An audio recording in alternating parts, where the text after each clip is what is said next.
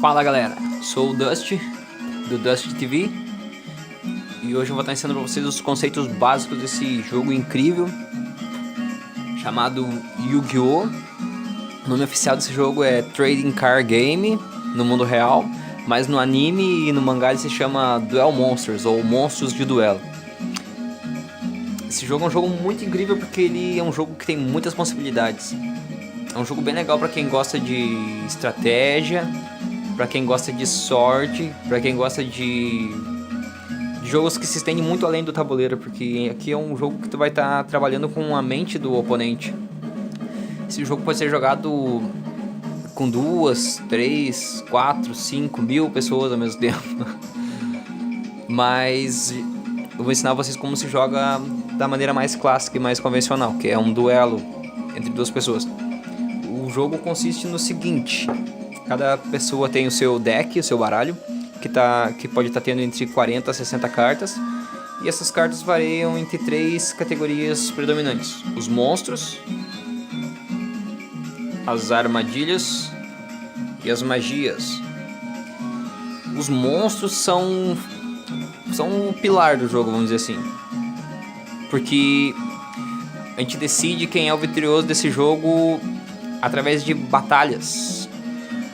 E nessas batalhas, quem perde a batalha geralmente toma dano de vida. Cada oponente tem uma quantidade de 8.000 pontos de vida. E durante o jogo vai havendo confrontos entre os monstros. A gente vai usando algumas armadilhas para tomar vantagem sobre isso, algumas magias para mudar o jogo. A gente tem vários tipos de magias, vários tipos de armadilhas. Mas primeiro eu vou começar pelos monstros, porque eu acho que é o mais interessante começar, já que é o foco primário do jogo. Os monstros, eles se dividem entre duas subcategorias: os normal monsters, os monstros normais, e os monstros com efeito, os monstros que têm algum poder especial. No caso, os monstros normais são os monstros que tu vai estar usando que não tem nenhum poder além do ataque e a defesa deles, sabe? Já alguns outros monstros nesse aqui tem o poder de destruir um monstro, mas eu vou deixar para mais depois agora para falar sobre os monstros de efeito. Primeiro eu vou mostrar os monstros normais. Eu escolhi aqui o Guardião Celta, que é um monstro bem icônico, que ele é usado pelo protagonista do primeiro anime que saiu. É uma das primeiras cartas que aparece no anime. E pra gente entender um pouquinho sobre os monstros, a gente vai analisar um pouco a carta aqui. Todo monstro ele tem um atributo. Por exemplo, esse é do tipo Terra. Ele tem um nível, esse tem 4 estrelas. E aqui tem o nome dele, Guardião Celta. Aqui embaixo a gente tem o subtipo dele, no caso ele é um guerreiro. E como ele é um monstro normal, aqui no texto aqui dele ele tem uma informação sobre ele, alguma coisa assim, um lore, uma história, sabe? Aqui a gente tem um elfo que aprendeu a empunhar uma espada. Ele confunde os inimigos com ataques relâmpagos. Foque ele é poderoso.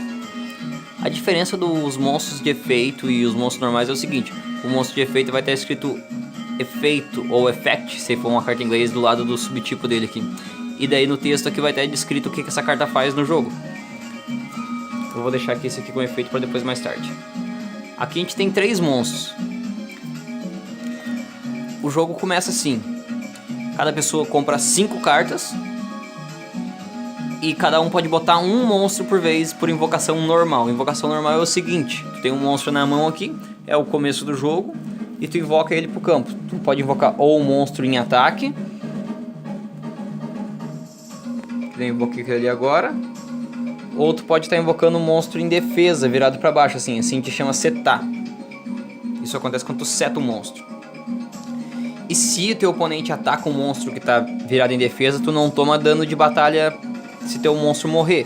Mas já se acontecer um confronto, por exemplo, assim, vamos dizer que o 13º túmulo, que meu oponente botou essa carta aqui no campo.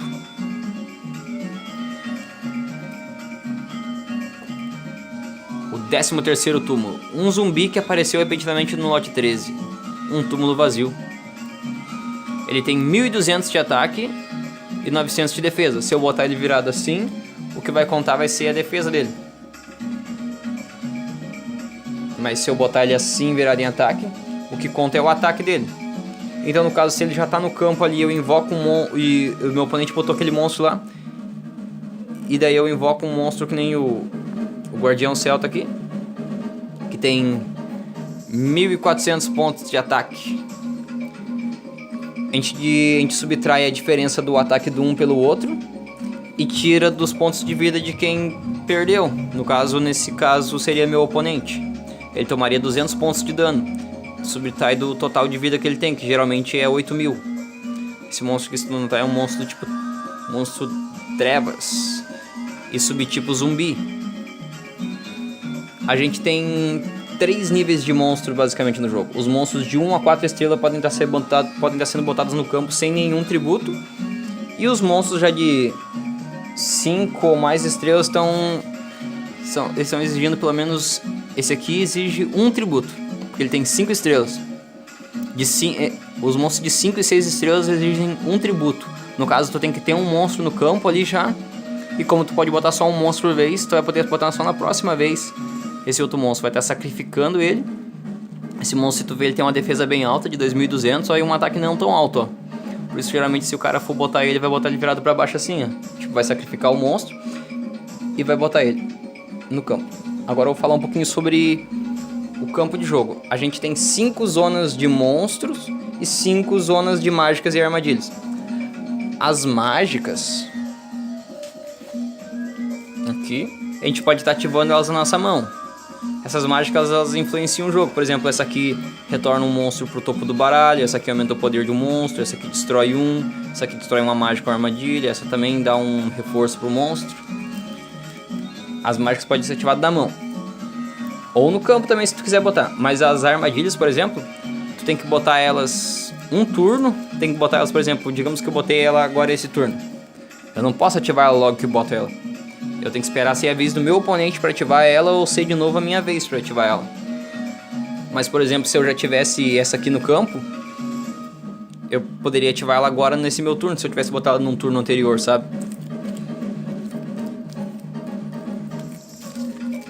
E as armadilhas, elas são muito interessantes, que nem essa aqui, ó. Escolha um monstro no campo, devolva o alvo para a mão.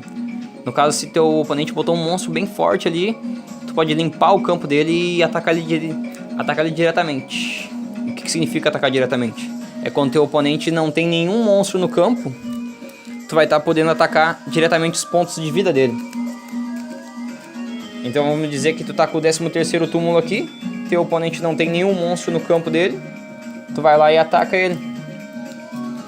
E subtrai 1.200 pontos da vida dele daí.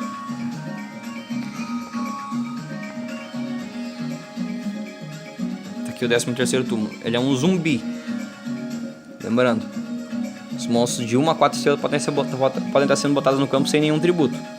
Os monstros de 5 e 6 estrelas requerem um sacrifício para estar sendo botado em jogo. E daí a gente tem os monstros de 7 ou mais estrelas. Aqui eu tenho o dragão branco de olhos azuis. Ele é um dos monstros mais icônicos do jogo, porque ele aparece logo no começo do anime e do mangá. Esse dragão lendário é uma poderosa máquina de destruição, praticamente invencível. Muito poucos confrontaram essa magnífica criatura e viveram para contar a história. É um dos monstros mais icônicos do jogo, mais memoráveis, vamos dizer assim, mais nostálgicos. Junto com o Guardião Celta aqui também.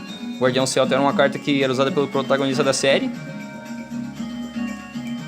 O Dragão Branco era usado pelo antagonista nos primeiros episódios, que era o Kaiba.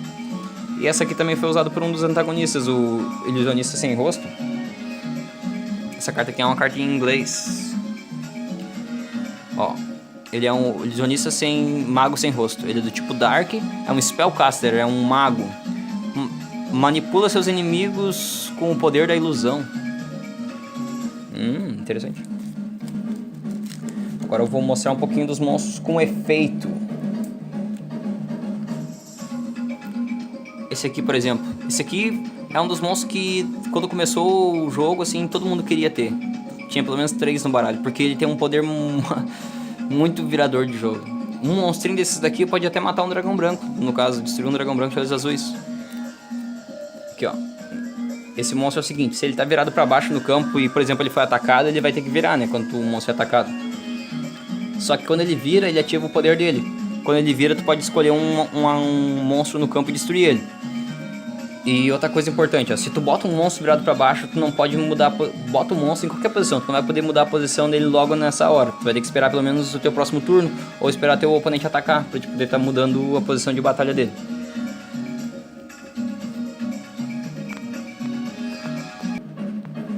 Aqui eu tenho 3 cartas mágicas do tipo campo. As cartas mágicas se dividem em várias categorias, eu vou fazer um vídeo específico só pra elas. Para as cartas mágicas e armadilhas. Essas aqui são 3 das cartas campos das primeiras cartas que saíram. São cartas que transformam, no caso, o tabuleiro de jogo, vamos dizer assim. No caso, essa aqui dá um poder para os monstros do tipo demônio e mago em 200 pontos. E diminui o poder dos tipo anjo, ó.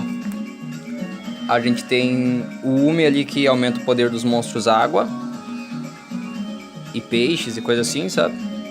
E aqui do tipo o campo montanha. Aumenta o poder dos monstros dragão, bestalada e trovão em 200 pontos. Essas cartas são cartas bem básicas, sabe? O jogo se tornou muito mais complexo, porque esse jogo já tem mais de 20 anos. Esse jogo já tá rolando por mais de 20 anos. Inclusive, tá rolando pra caralho ainda, porque agora em 2017, a gente teve... Ou foi em foi esse ano. Em 2018 a gente teve um campeonato que teve 1.700 pessoas. Foi um recorde mundial participando de um campeonato de Yu-Gi-Oh! Bem, eu acho que por enquanto isso é só. Esse é o princípio básico do jogo. Tu bota teu monstro, se teu monstro for mais forte que o do oponente, tu mata o monstro dele. Se teu oponente não tem nenhum monstro, tu ataca diretamente. Se tu ataca um monstro em ataque, tu tira dano do teu oponente. Que nem aqui o guerreiro M e o guerreiro M1 e M2. Se o M1 ataca o M2, o dono do M2 vai perder 500 pontos de vida, ó, porque o ataque de um é 1000 e o ataque de outro é 500, ó, subtrai. É claro que tem vários outros jeitos de tirar a vida do oponente, mas essa é a ideia básica do jogo, que tu esteja tirando pontos de vida do teu oponente. Vou mostrar aqui pra vocês um pouco das cartas que eu tenho aqui. Eu trouxe algumas cartas mais clássicas, assim, pra estar mostrando. O dragão branco que vocês já viram. Dragão branquinho de olhos azuis aqui. O 13º túmulo. A gente também tem cartas equipes. Agora que eu vi ele aqui eu lembrei o que eu queria mostrar pra vocês. A gente tem cartas mágicas do tipo equipe.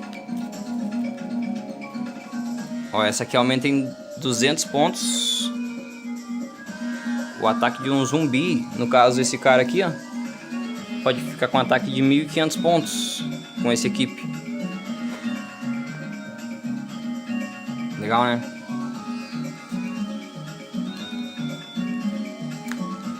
Eu acho que por hoje isso é só. Eu vou estar gravando um duelo também com um amigo meu, pra vocês poderem ver como é na prática esse jogo. Ah, e é o seguinte, ó, pra decidir quem começa, tu pode, sei lá, jogar um dado, sabe? Cara, o coroa ou decidir mesmo, eu começo. Quem começa não pode atacar. Isso também é importante lembrar, quem bota o primeiro monstro no jogo não pode atacar. Só vai poder estar atacando no caso, quem vai por segundo. E tu pode botar quantas mágicas e armadilhas tu quiser aqui na zona de mágicas e armadilhas, ó. Ó, zona de cards de armadilha. E na zona de monstro, tu tem 5 zonas de monstro. Aqui tu tem o cemitério. Ó, cemitério. E aqui fica o baralho, ó, nessa parte ali, ó. Por hoje é isso aí, ó. Valeu, galera. Eu acho que com essas informações vocês já vão ser capazes de pegar as cartas que vocês tiverem aí no roupeiro de vocês, aí no armário, em algum lugar, numa caixa, e começar a jogar esse jogo, que é um jogo muito, muito incrível, exercita muito, muito a criatividade e também exercita, assim, faz o cara ter uma perspectiva diferente das coisas às vezes. Porque várias vezes, assim, eu pensei, não tem mais o que fazer nesse jogo. E daí tu compra aquela carta que tu precisava. E muitas vezes eu desistia antes, sabe? E às vezes o cara precisava só jogar mais um pouco, sabe? É um jogo que me ensinou a ter muita esperança, a não perder a esperança nunca. E eu apliquei já isso aí na minha vida e deu muito certo, cara. Várias vezes já aconteceu de eu achar que não tinha mais o que fazer. Eu vou continuar porque eu vou achar um jeito. É um jogo muito, muito show que exercita exercita teu pensamento, porque é um jogo que tu pode estar indo além do tabuleiro. Às vezes eu posso botar, sei lá, botar uma carta mágica aqui no campo pro meu oponente achar que é uma armadilha não me atacar. Ou o cara pode, sei lá, se ligar se o cara tá blefando, ou... Sabe, e o mais legal é que cada um pode montar o seu deck com o tipo de monstro que quiser. Tu pode fazer um baralho só com guerreiros, um baralho só com anjos, ou baralho de que tu quiser, de que tipo de monstro tu quiser. Que nem os baralhos que eu jogo aqui. Eu jogo com o Lair of Darkness, que é o Covil das Trevas, e o da saga do Dragão Branco de Olhos Azuis. Também tem o deck de Cyber Dragão e outros vários decks que eu faço assim pra jogar assim. Mas eu acho que por hoje é isso aí só. Vou estar trazendo minhas cartas aí, se vocês gostarem, pra vocês verem. Minha coleção de cartas que eu tenho. Eu tenho mais ou menos umas 500, 600 cartas. E eu ainda tenho o meu primeiro baralho aqui, ó. Fechadinho. Fechadinho não é o primeiro baralho que eu tive, mas é o baralho de quando eu voltei a jogar esse jogo. Há um tempo atrás aí. Olha aqui quem tá ali. Que carta será que é aquela? É isso aí, pessoal. Valeu!